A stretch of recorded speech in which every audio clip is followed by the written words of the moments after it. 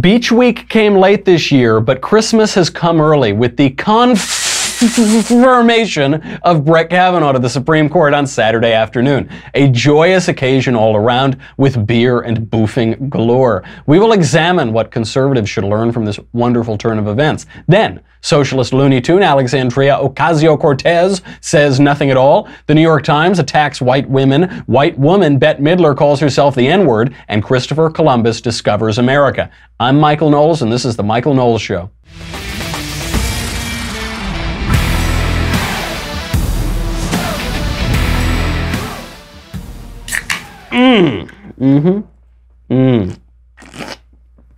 You know, I wish this were beer instead of flavored seltzer water, but unfortunately the Daily Wire didn't have any beer in its fridge. Nevertheless, I think this can stand in to celebrate for Associate Supreme Court Justice Brett Kavanaugh. Wonder if anyone can shotgun a seltzer water. I don't think that's possible. This is a huge day. We have so much to talk about. If I weren't plugged in, I would get up on my desk and dance on top of it. Before we do that, I've got some extremely exciting news. Today, the Daily Wire has launched the next chapter in Andrew Klavan's podcast series, Another Kingdom, performed by little old me, Michael Knowles. Today, and on every following Monday, subscribers to the Daily Wire will be able to watch new episodes of Season 2. If you are not a subscriber, you will have to wait until Friday to watch new episodes, and only the first 15 minutes will be available to the public as a video, so what are you waiting for? Everybody gets the audio eventually, but only the first 15 minutes will be available as a video. In addition to my dramatic reading, this season we have added a dramatic visual component you will not want to miss. Here is a clip from the first episode of Season 2. Then, finally, it was dark. Time to go. With the locket still in my hand, I rolled off the bed. There was nothing to pack. I had nothing with me. I ditched my phone so no one could trace me. I'd stopped at an ATM near LA to stock up on cash. I couldn't use credit cards. They could trace those too. I dismantled the GPS in my car. No internet, no social media. I was invisible. And I was utterly alone. I crossed the shit brown carpet to the door. I opened the door onto the night outside. There was Billiard Ball. He stood gigantically on the threshold, framed in the doorway with the parking lot lights glaring behind him. Before I could react, he jabbed me in the neck with a stun gun. The electric blast sent me reeling back into the room, convulsing, down to the floor. I dropped to the carpet, jerking and shuddering. My muscles were locked up, immobile. All I could do was lie there and judder and watch as Billiard Ball stepped calmly into the room and calmly shut the door behind him. His enormous shoulders were packed into a leather jacket. His muscles bulged through the thin sweater he wore underneath. He looked down at my quivering body without a smile, without a sneer, without any emotion at all.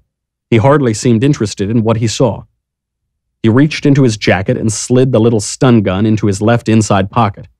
Then he reached across into his right inside pocket and drew out a small leather case.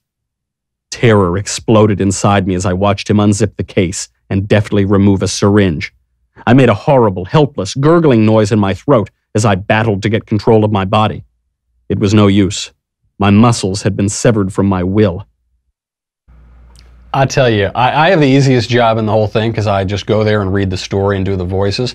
The artwork, if you couldn't see it, if you're just listening, the artwork is so good and the story is really good. So I encourage you to head over to dailywire.com, subscribe, watch both the first and second seasons of Another Kingdom. So much to get to. Who do we thank first for this Brett Kavanaugh thing? And I'm actually going to contradict conservative orthodoxy. But first, let me make a little money, honey. What's more conservative than that? ExpressVPN. With all the recent news about online security breaches, it's hard not to worry about where your data goes. Making an online purchase or simply accessing your email could put your private information at risk. We've just found out that China has been spying in all of our technology, in the biggest servers in the country. Seriously, you would be insane to even check your email if you're not using a VPN. You're being tracked by social media sites, marketing companies, your mobile and internet provider. Use ExpressVPN, protect your privacy.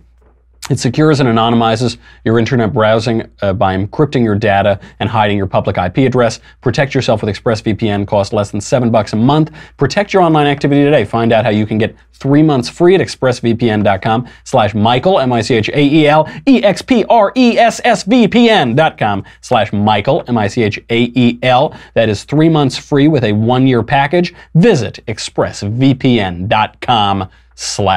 Michael to learn more and protect your privacy. I know what you're thinking, conservatives. You're thinking conservatives are supposed to be dour, we're supposed to be pessimistic, we're supposed to be sad, we're always supposed to be angry and upset, you know, because the culture's falling away and the West is decaying. But not today. Not today. With the confirmation, the confirmation of Brett Kavanaugh, it is hard to imagine how this could have turned out any better than it did. It just turned out so well. Didn't always have to. Pretty reckless game, pretty risky. Jeff Flake could have screwed it all up for us, could have wrecked the Supreme Court, wrecked our electoral chances, but that's not how it worked out. So who can we thank for this? Who can we thank for being the conscience of a conservative and being the backbone of the GOP? Susan Collins, Lindsey Graham, cocaine Mitch McConnell, and Donald Trump.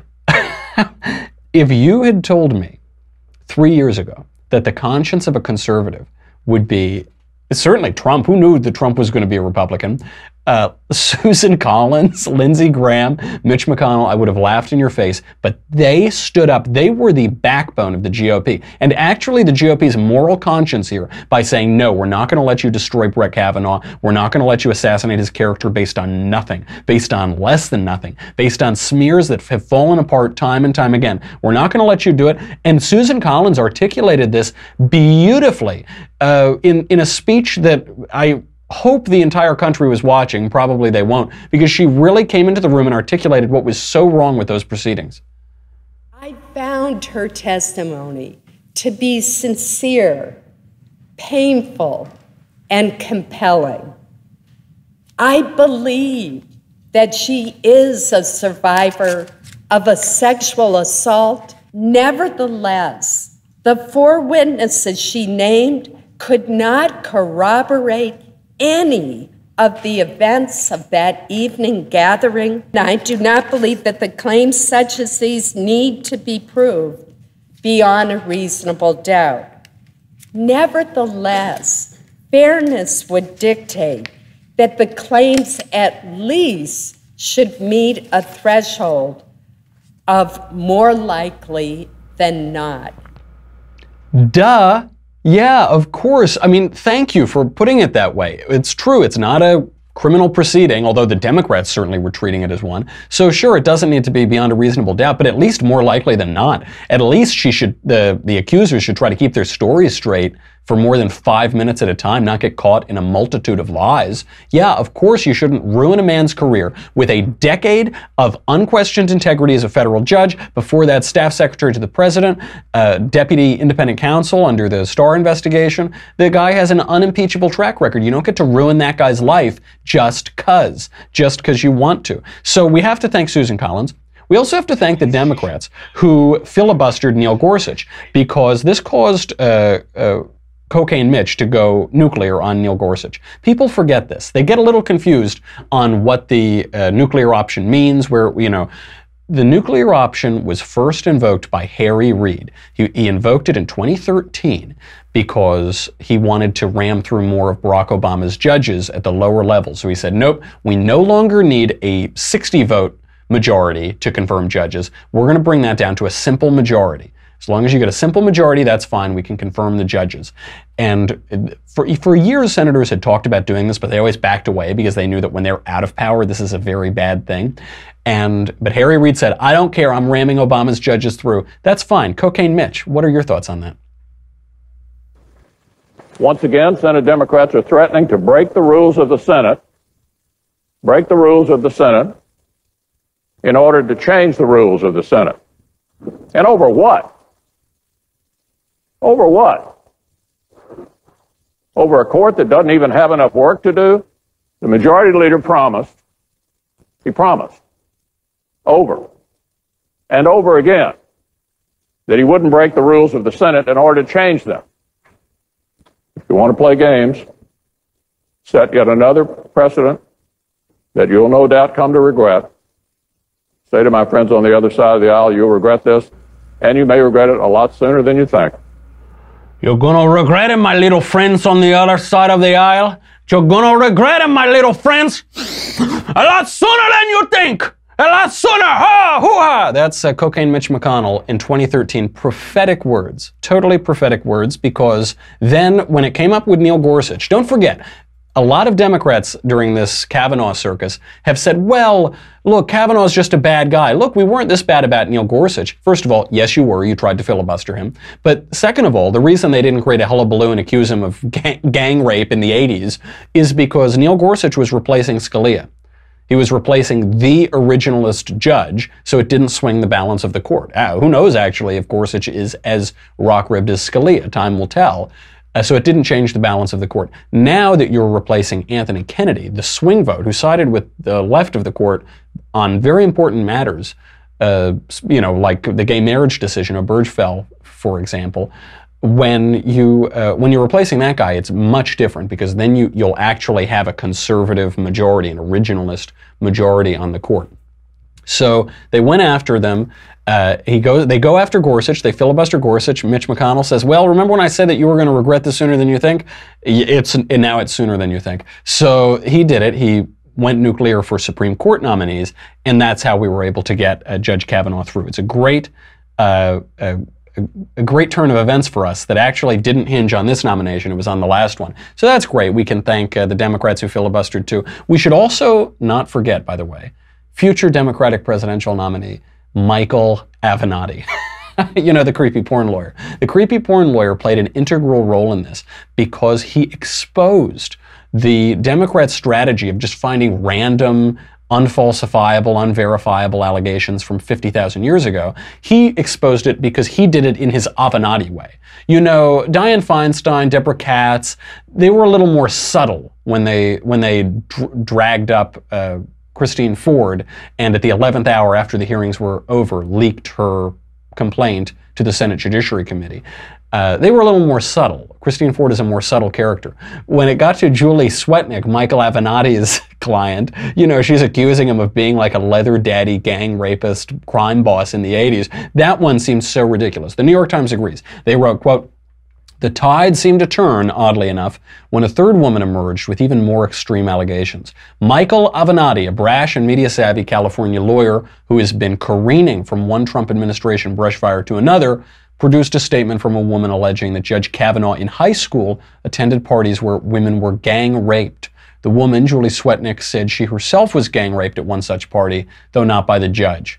And the woman kept going to the parties for some reason.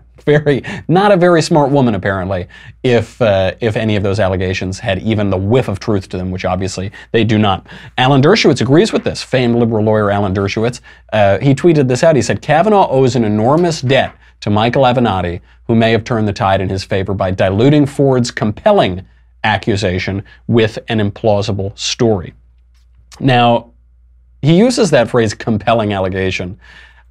I'm not convinced by that. I don't really see why the allegation is compelling. It came after 30 years of silence and into a vague allegation 6 years ago, the first time Kavanaugh's name was floated, and then the story changed a few different times. By the time she wrote to Dianne Feinstein, it changed when she took the polygraph, it changed when she talked to the Washington Post. It was refuted by every person that she claims was there, including her lifelong friend Leland Kaiser, a Lady Leland Kaiser. It's not just the guys here. A woman refuted her claims too. So I don't really think it's compelling at all, and it changed a lot. Nevertheless, he's right. It was a much more subtle accusation. So you got to give credit where credit is due, and thank Mr. Avenatti for that. The other group that you have to thank, the other incident that you have to thank, is Ford's changing story. Because if Ford was able to keep her story straight, this probably would have been a lot stronger. Even though it was 36 years after the fact, even though she'd never told anybody about it, if she could have kept the story straight, it probably would have been stronger. But she couldn't keep her story straight. Initially, it was 4 boys in the room. Then it was 2 boys in the room. Then there were 4 people there. Then 5, 6, 7 people there.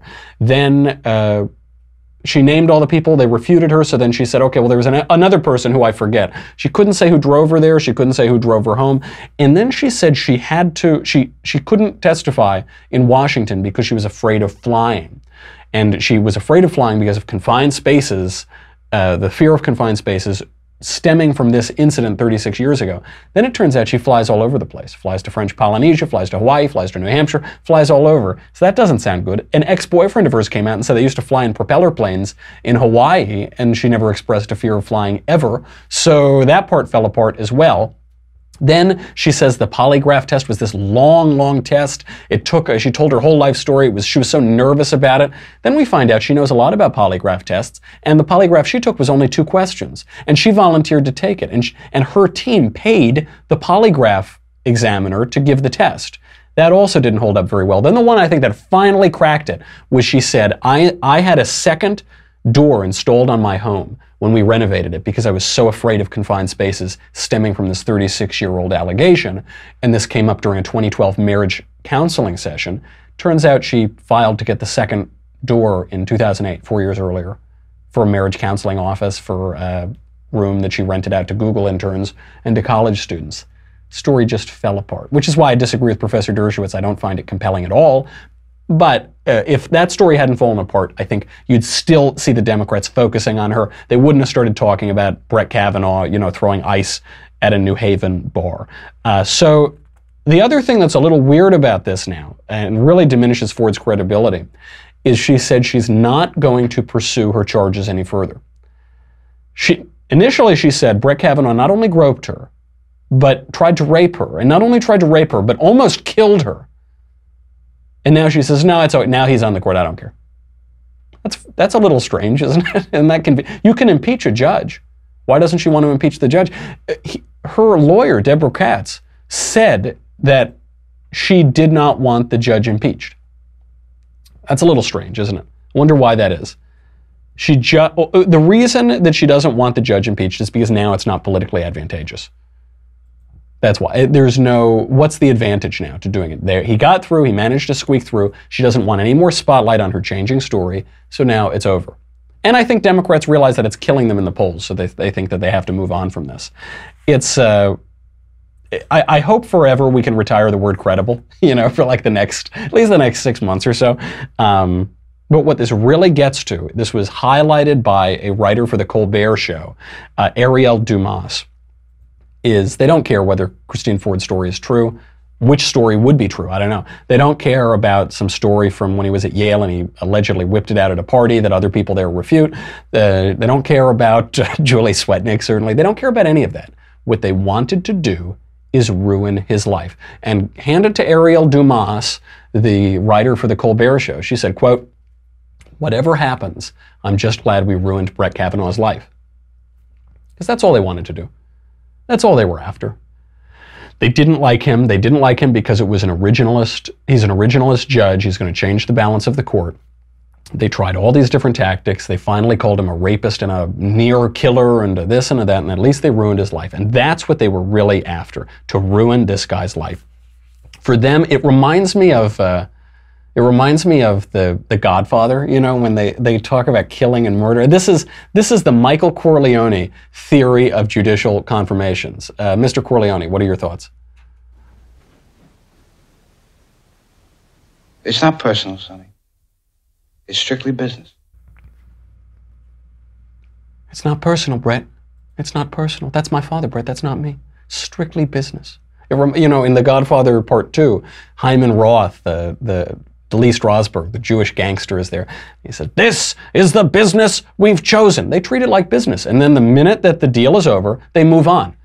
So, oh, okay, sorry we ruined your life, but it's business. We're not going to pursue these charges any further. We're not going to try to impeach you. It's just business. Yeah, right, exactly. It's just business. It's just shallow, hackish, political business. Pretty sad. The question you have to ask yourself here is this the kind of politics that you want? Do you want the kind of government where anybody who's put up for anything has their lives ruined? They have to either be squeaky clean, or even if they are squeaky clean, they're still not good enough. They're still, if you're Mitt Romney, you're a dog killer, gay bashing, whatever. And if you're Brett Kavanaugh, who's lived an unimpeachable life, then you just become a rapist because of fantasies concocted out of whole cloth. Do you really want this kind of politics? No. I might suggest a détente. Because what you get in this politics is only the worst people.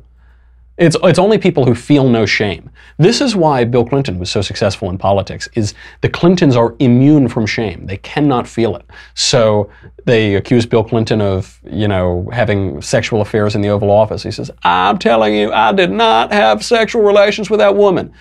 What was it, a month later, 2 months later, like 5 seconds after he says that to the American people, he sits down in that next press conference, he said, look, I might have had some sexual relations with her, but I'm telling you the truth now. And he can do that because he feels no shame. Actually, this is an advantage sometimes when it works with Republican candidates. President Trump ran on this. He said, yep, I slept with a ton of women who weren't my wife. Sleeping with my friends' wives is one of the highlights of life. And I'm a playboy, billionaire, don't care, don't worry about you. And it really makes you immune from attacks because they try to attack you and you say, yeah, right. I wrote about that in my book. Barack Obama did this in his first book, The Dreams from My Father. He says, yeah, I did a bunch of coke, I did a bunch of blow, I smoked a lot of pot, I ate a bunch of dogs in Indonesia. I mean, he outlays it pretty clearly. He says he palled around with communists, and by the end of the book, because he's exposed everything to you, you're not afraid of him, because you see him, and you see he's not an intimidating guy. Certainly Barack Obama's not an intimidating guy, and so you don't fear him anymore. But you get bad people this way. It would be nice if we could have a little bit more of, Washington, Hamilton. I'd enjoy that. James Madison, John Adams. But you don't get that in a politics where you are going to truly ruin somebody's life. I'm not letting the press off the hook for their treatment of Democrats over the years, where they would treat the Democrats way nicer. They'd cover up for Democrats. It was truly a conspiracy. But if you could have a little bit of an agreement between the Republicans and the Democrats to say certain things are off limits, school rumors in yearbooks, that's off limits. If you might have a more respectable politics, just a suggestion. But that's not what you're going to get. So you're only going to get people who are shameless, who are know-nothings, who have nothing to lose, which of course brings us to Alexandria Ocasio-Cortez. I'm stealing Steve Hayward's line. Alexandria Ocasio-Cortez. She went on MSNBC over the weekend to give her agenda if she is elected to Congress. And I don't think I could have said it any better myself. Take it away, Alexandria. You're going at there's a time where people were talking about how it's broken and it's so polarized, both of which I think are true. And you're also coming really as an outsider at a moment where I think people are watching what happened today and want to storm the gates, and you're going to actually do that. So what's your plan here? Well, I think a lot of it has to do with changing our strategy around governance. There's a lot of inside baseball and inside the beltway, as you always hear that term thrown around. But there are very few organizers in Congress, and I do think that organizers operate differently. It's a different kind of strategy, and what it is really about organizing and really thinking about that word, organizing, segmenting people, being strategic in their actions, in really bringing together a cohesive strategy of putting pressure on the chamber instead of only focusing on the pressures inside the chamber. That's a really interesting thought. She answered nothing. She didn't say any. What did she say? Zero. But this is why the Democrats have to revert to brutal passions, sex and race, basically, and say, yeah, we have the same skin color, vote for me. Yeah, we have the same genitals, vote for me. Well, you have to, because, grunt. It's because they aren't making any arguments. They're not advancing any agenda other than the increase of their own power, which is why they're socialists. Socialism is just taking power away from people and giving it to the government. And they say, get me. They can't make an argument for that. You can't make an argument to somebody to give away all of their freedom and property, right? You have to appeal to these base, brutal passions. And it's really sad because there isn't a public debate being had about socialism. It's just the identity politics and the intersectional politics of the left. And this brings us to not the dumbest article on the internet today. This actually transcends that. This is a little higher than that. This is the dumbest article on the internet this month. The award goes to Alexis Grenell from the New York Times. The column is White Women. After a confirmation process where women White women come get your people. That white women come get your people is the head of it. too long didn't read is that white women are the cause of all the problems in the world. Here's how she begins. After a confirmation process where women all but slit their wrists, letting their stories of sexual trauma run like rivers of blood through the Capitol, the Senate still voted to confirm Judge Brett Kavanaugh. And I wonder why men call them hysterical. I wonder why they almost slit their wrists in the trauma of blood. I think what you mean is that George Soros's paid protesters ran and shrieked throughout the Capitol like a bunch of hysterical children. She goes on. Alexis goes on. With the exception of Senator Lisa Murkowski of Alaska, all the women in the Republican conference caved, including Senator Susan Collins of Maine, who held out till the bitter end. These women are gender traitors, to borrow a term from the dystopian TV series The Handmaid's Tale. This, by the way, they can only reference trashy modern TV shows because they don't know anything about literature or history or philosophy. So this is why people, when they're discussing myth these days, they can only ever talk about Harry Potter and Star Wars. That's all millennials ever talk. They say, you're like Dumbledore. I don't know. I haven't read Harry Potter since I was 9. But that's all they can reference because they don't have any other cultural inheritance to draw on. So she says, to borrow a term from The Handmaid's Tale, to borrow a term from Family Guy, I don't know, you're talking about some trash TV. Get over you. Or read a book. Read a book, lady, and then, you can bring out that cultural inheritance. She goes on. They've made standing by the patriarchy, standing against the patriarchy, or by the patriarchy, a full-time job. Senator Lindsey Graham of South Carolina, whose response to a woman telling him she was raped was, "I'm sorry, call the cops." So the patriarchy thing, we'll get to that in a minute. But the Lindsey Graham, someone comes up to him and says, I was raped. What do you expect him to say? What should he say? You should call the cops. That's a horrible crime. That's a heinous crime. You should go to the cops. If you go, my sister was murdered. Yeah, have you told the cops about that? They should investigate that. Maybe prosecute the guy who did it. Find the guy who did it. But they're just using it. They're just using the claim of sexual assault, which has been defined down to almost nothing at this point. An unwanted kiss is a sexual assault. Some guy comes up to you at a bar and you're talking and he tries to kiss you. That's a sexual assault by some definitions.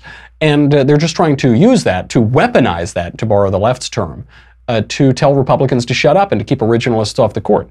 Really pathetic.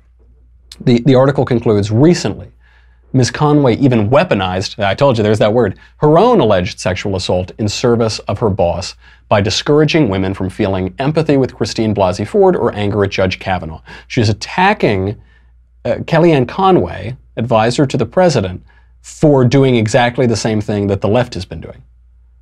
And it seems like she's not even believing her, or she's judging her skeptically about this. Really, really dumb column it's just like the Alexandria Ocasio-Cortez of New York Times columns, which is, I can't make an argument, I can't advance an argument, I'm relying on facts that simply are not so, I'm relying on fantasies, so I am just going to appeal to brutal instincts and passions. Me, woman, you, woman. Bad men. Me, swarthy, you, swarthy. Us, white bad. I mean, that's basically the argument that they're making, and it's all of the sophistication of people whose greatest cultural achievement that they can draw on is The Handmaid's Tale. And by the way, Bette Midler, the performer, the singer, the actress, Bette Midler, really highlighted this very well last week when she tweeted out a quote from one of the worst John Lennon songs. She said, "Women are the N-word of the world. Women are the N-word of the world." This is from one of the worst John Lennon songs that he wrote with Yoko Ono. And the song goes, woman is the N-word of the world. Yes, she is. Think about it. If your second line is think about it, your first line isn't that good. No, man, but just think about it. So that's her. Women are the N-word of the world, raped, beaten, enslaved, married off, worked like dumb animals, denied education and inheritance, enduring the pain and danger of childbirth and life in silence for thousands of years. They're the most disrespected creatures on earth. But we know that those numbers aren't so. We know that that isn't true. I think we talked about this a few days ago. More men are raped in the United States than women. Men are more likely to suffer fatal injuries on the job. Men are much more likely to kill themselves, 3.5 times more likely, I think. It is true that women are supposed to be the only ones to give childbirth, but don't forget Planned Parenthood now says that some men have uteruses. So I don't know, maybe men can do that too now. It's just base passions that are totally ignorant of reality. There are lies, damned lies in statistics. Sometimes statistics tell you something about the truth, and this is lies versus statistics. So obviously that isn't a good argument going into November. Obviously that case isn't going to work. The problem runs so much deeper than just politics, though. It runs so much deeper than just politics or culture. Oh, I'm going to have to say goodbye to Facebook and YouTube. But we've got to talk about one of the greatest stories of the last 6 months. It's almost as good as Brett Kavanaugh being confirmed to the Supreme Court, which is that grievance studies, women's studies and African American studies and this studies and that studies, these hoaxers were able to get journals, serious academic journals, to publish their hoax articles just using random left-wing buzzwords, and they were able to get them through because grievance studies are a farce, and most of university campuses are farcical at this point. We will get to some of the highlights of that. Then we got to talk about how great Christopher Columbus is. But only if you go to dailywire.com. If you're on Facebook and YouTube, head on over. You got to do it. Plus, now you get another kingdom out of it. This is a good deal. You get to hear another kingdom and see another kingdom days and days early. Go to dailywire.com. Why? You get all the shows. You get to ask questions in the mailbag. You get to ask questions in the conversation. Here it is. Here it is, folks. This is going to be a long beach week if you don't have a Leftist Tears tumbler. This is going to be, PJ and Squee are going to be the only ones who survive when you drown in those leftist tears that have been unleashed. Because, by the way, we're just celebrating today that the guy got on the court. What happens when, I don't know, some Chevron deference cases come up? Ooh, is that not sexy enough for you? How about some cases that get to the legality and constitutionality of abortion? What happens then? Are you just going, You're going to lift 100 leftist tears tumbler kegs over your head in celebration of this wonderful achievement of ours, of this wonderful freaking achievement. It's going to be really, really good. Go to dailywire.com. We'll be right back with a lot more and a celebration of Christopher Columbus.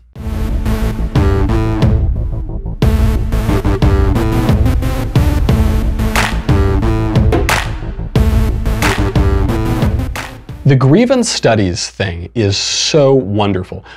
There's women's gender and sexuality studies, ethnicity, race, and migration studies, African American studies, this, ism, that, and all of the grievance studies majors really like the thing that they're aggrieved about. So they really like gender studies. They really like women, women and gender studies. African American studies is really complimentary of the contributions of African Americans. The only one that this is not true for is American studies, which is a discipline devoted to denigrating America in literature and history all over the place. So I really like this because when I was in college and shortly after college, I was running a blog with a buddy of mine where we would just take out quotes from peer-reviewed gender studies journals that are so absurd on their face, and we would put them up. I think it's still up there. I think it's at genderstudiesdepartment-blog.tumblr.com. I believe they still have it up.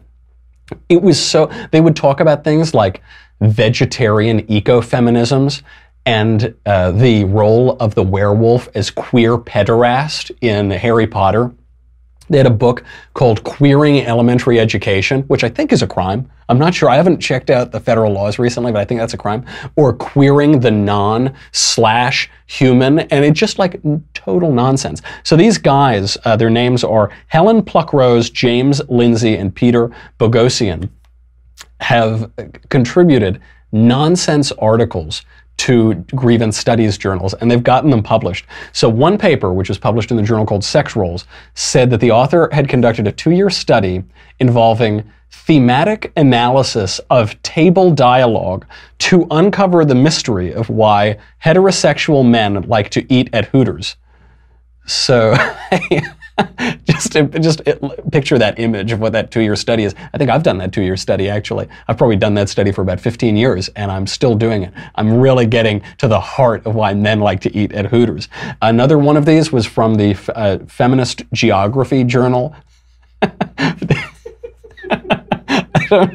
I don't know what separate. Actually, I could make a few jokes here, but they're not really that nice to think about. I guess there could be a feminist geography. Use your imagination. It parsed the, quote, human reactions to rape culture and queer performativity at dog parks in Portland, Oregon. The human reaction to rape culture at dog parks and, you know, if you've ever been to a dog park, I think you can see a lot of heteronormativity there. Although, I don't know, sometimes dogs have come up to me, too. My leg is an example of some of the non-heteronormativity, maybe, that the canines can exhibit. And then there was another one. It was published in Journal of Feminist Social Work. This is the best one of all. It was titled, Our Struggle is My Struggle. And what it did is it scattered left-wing ideology and little left-wing terms into a rewriting of Hitler's Mein Kampf, because Mein Kampf means my struggle. So it updates the book as Our Struggle is My Struggle, and just changes it around a little bit. Really excellent work, guys. I got to tell you something. When I published that blank book, I thought that I would get to be the troller-in-chief for a little while. Helen Pluckrose, James Lindsay, Peter Boghossian, my hat goes off to you. It's really wonderful because it really shows the universities for what they are, and especially these departments for what they are. One question that people are asking is whether we should abandon the universities at this point, if they're just so far gone that there's no way to get them back. I don't think so at all. I don't think so at all. That's what the left wants us to think. These people, you know, who read about how our struggle is my struggle and the heteronormativity of dog parks, they want us to believe it's a lost cause and to abandon the universities. They wanted us to do that to the mainstream media in the 80s and 90s. Oh, why would we have a conservative news channel? No one wants that. No one would watch that. Cut to the 1990s, Fox News becomes one of the biggest names in news, the biggest cable news network by far. Same thing in public policy. Remember they told us in 2015, 2016, Republicans give it up. It's Hillary's turn. She's going to win. There's no way Trump could win. He can't win. Don't even vote. Don't even go. We're going to get Hillary. We're going to get some left-wing judges. They're going to get rid of the First and Second Amendment, but you can't do anything. And then we all just did something. And then it worked. I think I've mentioned this theory before. The left is like the opposite of sand people.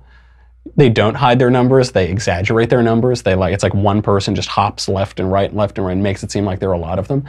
I think the majority of the American people have a basic conservatism.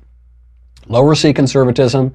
Maybe it doesn't totally line up with Edmund Burke or John Locke or whatever. But there is a basic conservatism to the American people, and when you give them the opportunity to watch Fox News, or you give them the opportunity to see conservatives through new media, Daily Wire is a good example of this. They're going to do it. You're going to get huge ratings, you're going to get huge numbers. People just want the opportunity. Same thing in public policy. When you give them the opportunity to vote for building a wall, hopefully we're going to get that wall sometime soon, but not to enforce immigration laws, to deport people who should be deported, to get serious about those things, to care about the American worker, try to protect American jobs, to get serious about our enemies abroad, to get serious about the economy, just institute a pro-growth deregulation agenda. Basic things. When you give them that opportunity, even in the package of Donald Trump, who has a lot of flaws to him, they're going to go for that. There are a lot more people out there. You know, the left, the line was always, in the 1970s, the media would write, they'd say, I don't know a single person who voted for Richard Nixon. Nixon won in a landslide twice. I don't know a single person who voted for Donald Trump. There are a lot of people out there, and there's a demand for this at colleges. There's a demand when conservative speakers come to campus, which I get to participate in that. I get to go to campuses too when groups request that me and other people like me come and speak there. There's a huge demand at think tanks. There's a huge demand for summer programs. I've gone to great programs. Hertog Foundation, Heritage Foundation. We're able to offer a supplemental education in the great books, in civics, in political philosophers that are not covered at a lot of colleges.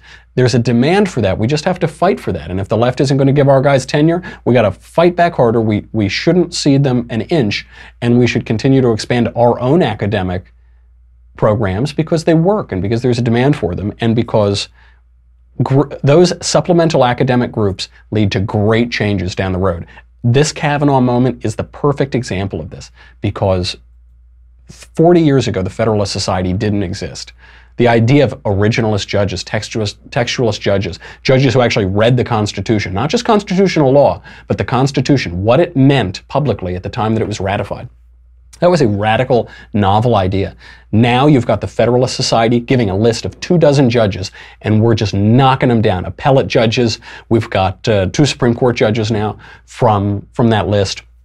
These can have a huge impact even decades later, so we should not cede an inch. They want us to, but we shouldn't do it. Before we go, I know we're running out of time. I do have to talk about this wonderful day. Am I talking about Indigenous Peoples Day? No, I'm talking about Columbus Day, one of my favorite holidays of the year. Christmas, Easter, Columbus Day. It's how can I rank them? How can I rank those days? Columbus, Ohio, named for the discoverer himself, no longer celebrates Columbus Day. They renamed it Indigenous Peoples Day. There were programs in Los Angeles, Seattle, cities across the country to rename Columbus Day Indigenous Peoples Day, which is absurd. President Trump recognizes the absurdity of this. I wake up today, I kind of check my Twitter, see what's going on, and I see President Trump tweeted this. He said, quote, "Christopher Columbus's spirit of determination and adventure has provided inspiration to generations of Americans. On Columbus Day, we honor his remarkable accomplishments as a navigator and celebrate his voyage into the unknown expanse of the Atlantic Ocean." I'm about ready to abolish the Congress and just name him president for life. Can we, if he has the moral clarity to talk about how great Christopher Columbus is, get it to be the #1 trend on Twitter? Like, I want it to be Charles II, go in there, I abolish the parliament, I am the king. I'm this close to that. I'm not quite there yet, but I'm very, very close. Because it's absolutely right. This Indigenous Peoples Day nonsense has come up because of a fiction that the New World was orderly and peaceful and probably utopian before European settlers got there. It's total nonsense. 5 years before Christopher Columbus came to the New World shores, the Aztec Empire slaughtered 84,000 people in the course of 4 days for the consecration of Tenochtitlan. I guess if you're going to slaughter 80,000 people, Tenochtitlan's a good reason to do it, That was 5 years before Columbus arrived. We were told Columbus brought murder, brought genocide, brought rape. There was plenty of genocide going on before then. The suggestion that we name the day after the indigenous peoples, which indigenous peoples are you going to name it after? Are you going to name it after the Comanche? How about the Comanche? They're an indigenous people. Or will you name it after the Apache from whom the Comanche stole their land? Who are you going to name it? Are you going to name it after the Caribbean islanders, which gave us the word cannibal into our Western languages because we discovered cannibalism among them, vicious cannibals? When Columbus pulled up and met the very peaceful, nice Taino Indians, he noticed that they had a lot of scars on their body because of these vicious warriors from the Isla de Caribe. How about the Iroquois Confederacy? Also cannibals, by the way. Well, how about them? Are we going to name it after those indigenous peoples? They seemed pretty warlike. They seemed pretty brutal, pretty savage. Who are you going to name it after? It's absurd. Now, that question is responded to often on the left, and they say, well, that's just whataboutism. Yeah, they might not have been good, but Columbus wasn't good either. Columbus was a genuinely wonderful man. He was a great man. He was devoutly religious. He was, in many ways, Carol Delaney has a great book on this, looking to create a crusade to go retake the Holy Land because Christians at the time thought that the apocalypse was near. They saw the fall of Constantinople. They saw a lot of signs in the skies. He wanted to go over to the great Khan in the east, the descendants of Genghis Khan, and convert those who were not already converted to Christianity, and also fund all of these excursions with gold and spices and riches and a new trade route. He said his prayers constantly, had the young sailors say his prayers constantly on the voyage. He was accused of his political rival, Francisco de Bobadilla, of being brutal to the Indians. We have no evidence that that actually happened. In fact, we have a lot of evidence that Columbus was particularly kind to the Native Americans. It would be like saying, Hillary Clinton wrote mean things about Donald Trump, so Trump was a terrible guy. No, he was his political rival. You can't take that as gospel truth. And we know from Bartolomé de las Casas, one of the great defenders of the native peoples, that Columbus was particularly kind to them. In Columbus's own writings, he complains about the Spaniards who were mean to the Indians and who would, cut them up and be brutal to them. Was Columbus perfect? No, of course not. He, through, in many ways, the weakness of his government, he enslaved certain native peoples. He also adopted certain native peoples, though. He raised as a son, the son of an Indian friend that he had made on one of his voyages. So obviously the reality is much more complicated, but I think the reality points to a great man. And more than anything, more than all of that, even if he were a mean guy, which there's no evidence that he was, and there's a lot of evidence that he was a very good guy, even if he were a mean guy, he is the reason that you're here. He is the reason the United States exists. He is the reason that the West came over here, settled the land, made it, improved the agriculture, improved the systems of justice in this country, and spread those systems of justice around the world. Led to the most prosperous, charitable, free, equitable, just society in the history of the world. The world is so much better off for this man having lived. He was the greatest navigator of his age. He was one of the bravest human beings ever to walk the earth. He led to the greatest civilization in the history of the world. He is a good guy. And in case I haven't driven it home, my feelings on Christopher Columbus, Tony Soprano, take it away. We're having a discussion about Christopher Columbus. They would make fine servants. With 50 men, we could subjugate them. Subjugate? And make them do whatever we want. That doesn't sound like a slave trader to you? George Washington had slaves, the father of our country. Well, what's your point? His history teacher, Mr. Cushman, is teaching your son that if Columbus was alive today, he would go on trial for crimes against humanity like Milosevic in, Europe. Your teacher said that. It's not just my teacher, it's the truth. It's in my history book. So you finally read a book and it's bull. Tony. Look, you had to walk in Columbus's shoes to see what he went through. People thought the world was flat, for crying out loud. Then he lands on an island with a bunch of naked savages on it. I mean, that took a lot of guts. You remember when we went to Florida, the heat and those bugs? Well, like it took guts to murder people and put them in chains. He was a victim of his time.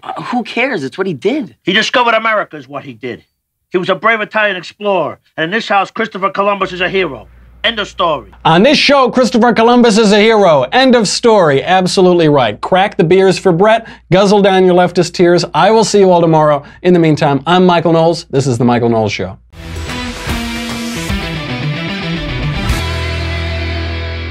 The Michael Knowles Show is produced by Senia Villarreal. Executive producer, Jeremy Boring. Senior producer, Jonathan Hay. Our supervising producer, Mathis Glover. And our technical producer is Austin Stevens. Edited by Jim Nickel.